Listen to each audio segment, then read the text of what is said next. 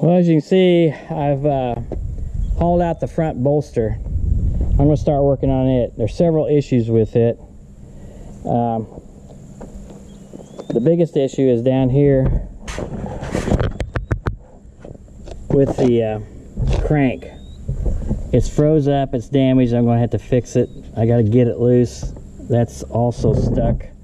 The rod, or the rod that turns it, everything there. That's a big goal there. But also I want to replace any bad bushings and seals. There's a bad seal up here, and I'm not sure how the bearing is down below. When I brought this tractor back to my house from home, from the home place,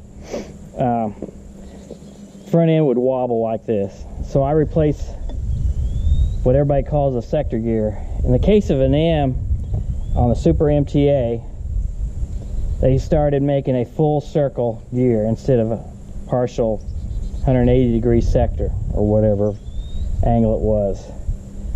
So I replaced the sector gear, I replaced the worm gear, I replaced this seal here, and the bearing that goes in behind this cap that the worm connects to. So what we're going to do now, we're going to loosen up the gear here. Let's get a little closer.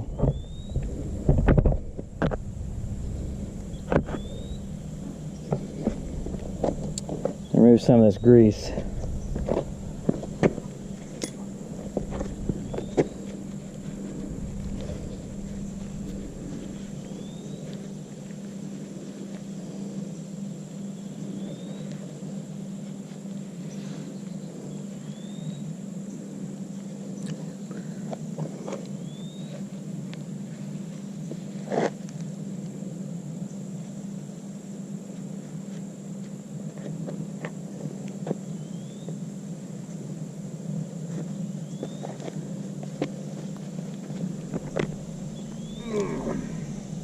Let's see if I can.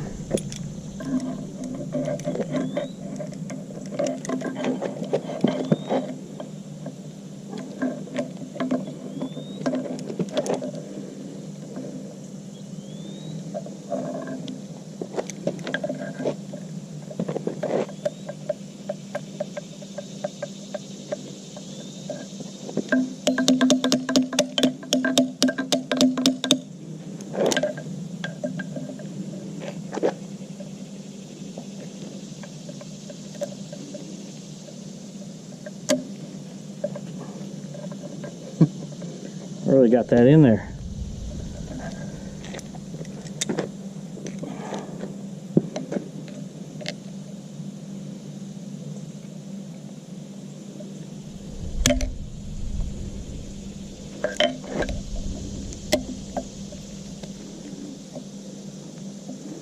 There we go.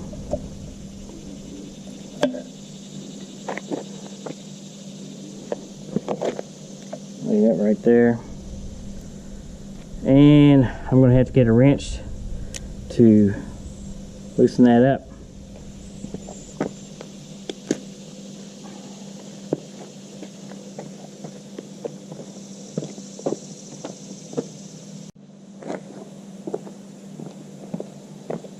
Let's see if this works.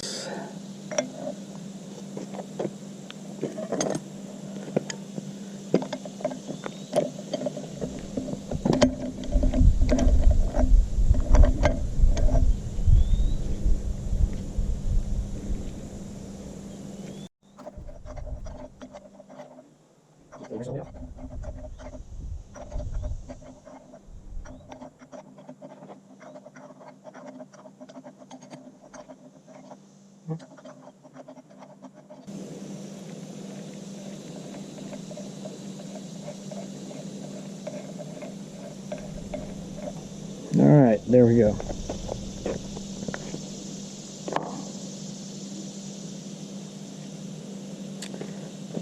So the next thing I'm going to do is probably lay it on its side and give it a bump.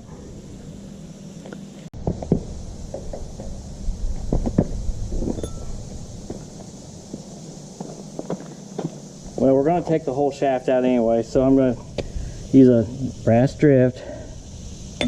Just tap on it.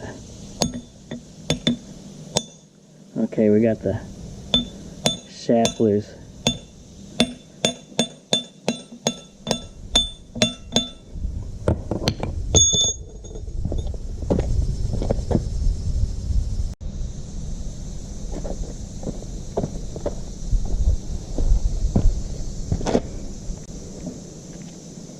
Now I'm going to have to push it out a little bit more.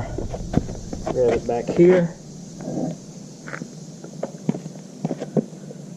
Now we can get that gear out.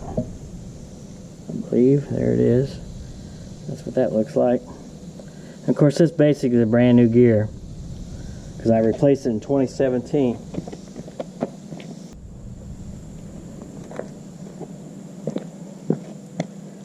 Never done this before, so we'll see how it goes. Alright, that's free there.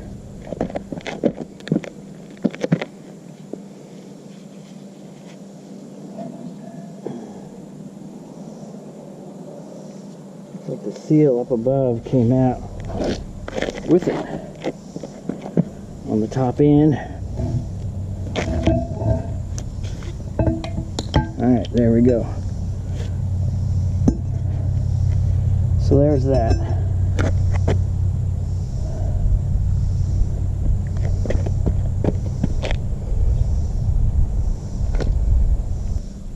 Whatever reason, it looks like the spring in the seal broke. This is a more recent seal.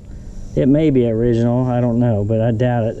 I would have thought it would have been rawhide leather, but it's like a neoprene type seal. This is grease, this thing here, but see, that spring is out of there. So we'll check the bushings. I'll check it with my calipers, and we'll go from there. Like I say, the biggest thing I'm going to work on is going to try to get this crank system working. I have to loosen it up and see if I can get this apart. Yeah, there's a circlip in there, and it looks like I'm going to have to work on it a bit to get it out of there.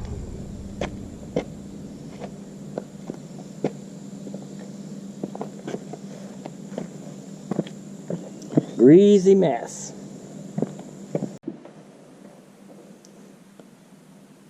What I'm going to do now is show you how to get this engine crank loose. I got it loose finally, but it took hours, and I've been working on this since 2017, and I've made some mistakes, and I'm going to show you a few of those things that I did wrong. The first thing I did wrong, while it was on the tractor, I put a wrench across the open part here where the grabs the crankshaft pin, and I jacked it up, and I heated this up thinking that the way of the tractor, and had the wrench, I jacked on the wrench, and hopefully it would get it loose that way, and it ended up breaking right here. You don't want to do that. So I had to wait until I've taken the front bolster off.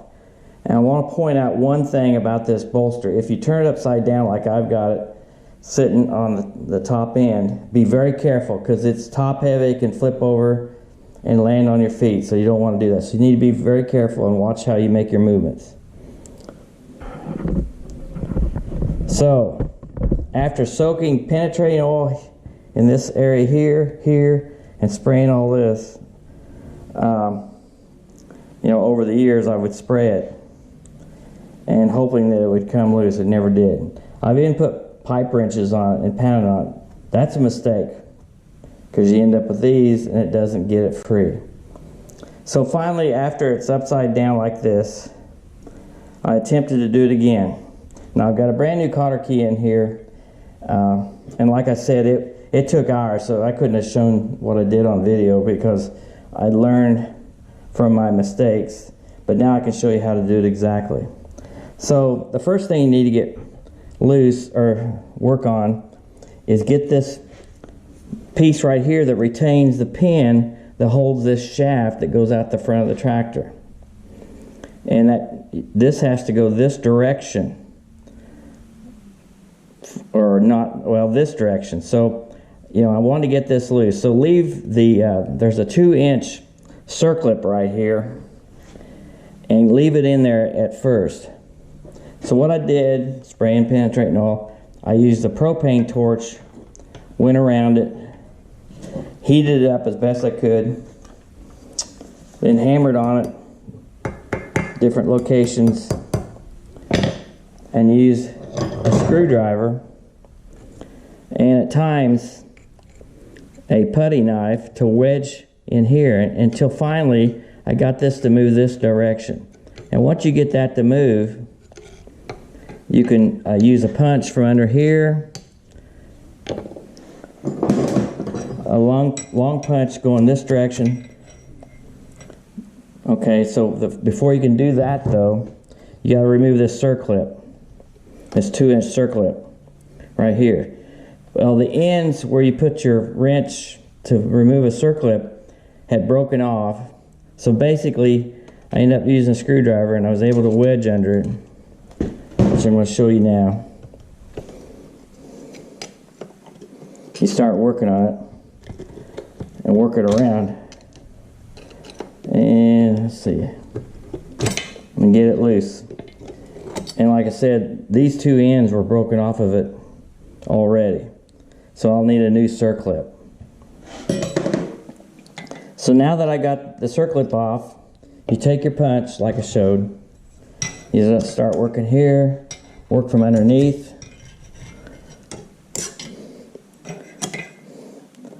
and eventually work it back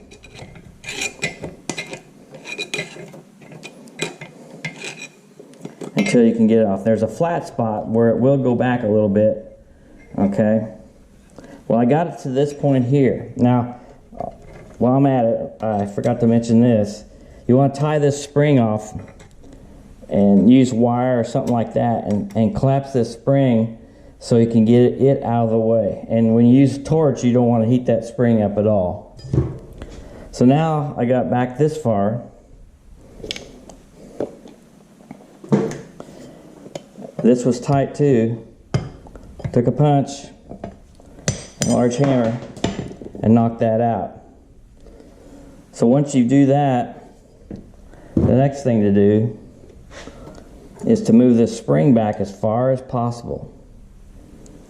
Again, in between steps, spray penetrating oil here, here, and I've got the grease zerk out here, and I pull all the dirt out with a drill bit, put penetrating oil in there also. Now it's time for a lot of heat. So I took my big torch, and notice I got my handle open this, or over it this way so I don't try to cut anything. Get your torch in here and work around and get it red hot. Do the same thing on the front. Do this a few times. Then start taking a large hammer and beating on, but don't try to, you know, put dents in it. Pound this around, you know, and you'll notice that rust will start popping out around here and back here. And once you get that, you know, pound it here, maybe it'll come up and down like that, but not, mine never did really. So the final step, you know, it took several steps of heating and beating on it. The final step was pulling this back and putting in a large punch and literally taking my hammer and hitting on this, working it back and forth, and finally it started to move. I just kept doing that until finally I was able to get it moved completely around. At that point, you should be able to start to get everything out. So when you do that, this has to come back and eventually off like that. The spring will come out, and that comes out like that. So here we are. This is where it was stuck at this point right here. You can see it's a little bit round. And I'm going to sand this down a little bit to get rid of this, get this smoother and everything. I need to work on cleaning this hole out too, also better. And then I'm going to heat this up, bend it down, put a 45-degree groove in here on both sides, and weld it back together. This is just steel that was turned on a lathe at the factory. Alright, so now we can get the spring out. Take this retainer piece off, and you may have to do some work to get it back in shape if it deforms to be able to put it back on. Now, there was a cotter key in here. It was totally rusted up, so basically I had to break it off, and at this point I could get it right here and take a punch. I punched it out.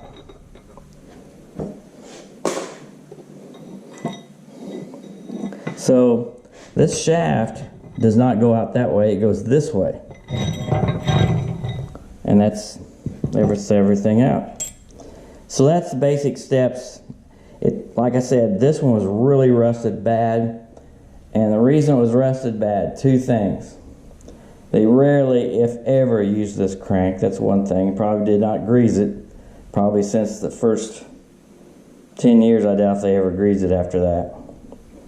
The other thing was that this tractor sat outside in the last 30 years of its life with a feed grinder behind it, and the shed was not deep enough to have the tractor and the grinder in the shed, so the grinder got in, was backed in first, and the front end stuck out a little bit, and of course it sat out in the rain.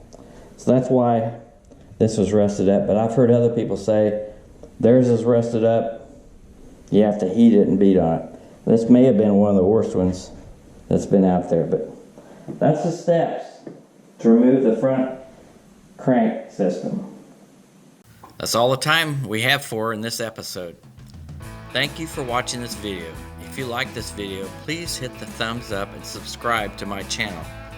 Please continue to join me for the next episode as I restore and rebuild this 1954 International Harvester Farmall Super MTA tractor.